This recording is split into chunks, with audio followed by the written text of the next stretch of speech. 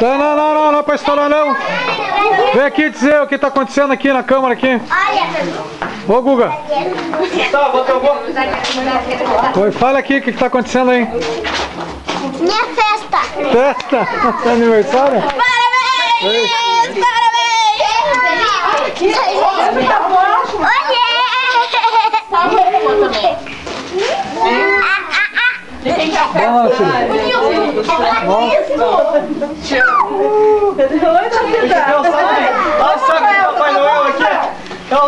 Esse apresenta o Guga, pode dar pra ele.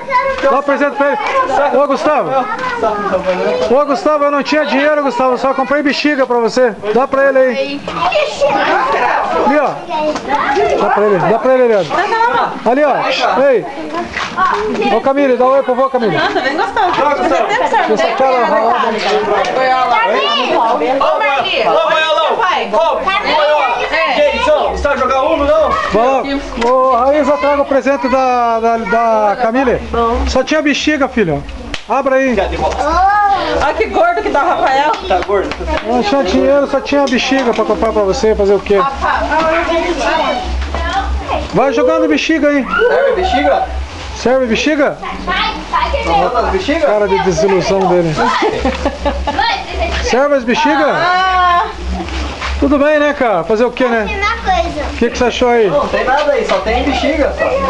O que você achou aí? Olha aqui dentro. Abra aí, vira o saco aí. Vira o saco aí, cara. Vira aí, cara. Vira aí. Mãe.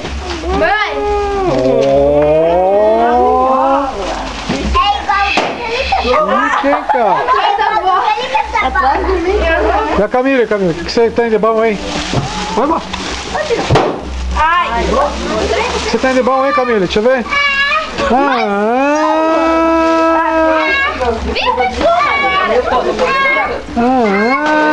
Que chique! Minha bola, o Felipe falando. Não, essa aí não é tua não, Felipe.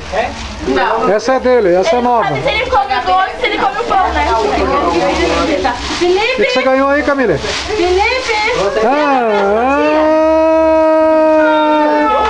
Que chique! Chique no último, hein?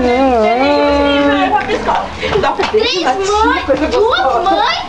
Olha, mãe, a bola dele tá em algum lugar aí. Eu não sei onde tá. Eu não conhecia ele.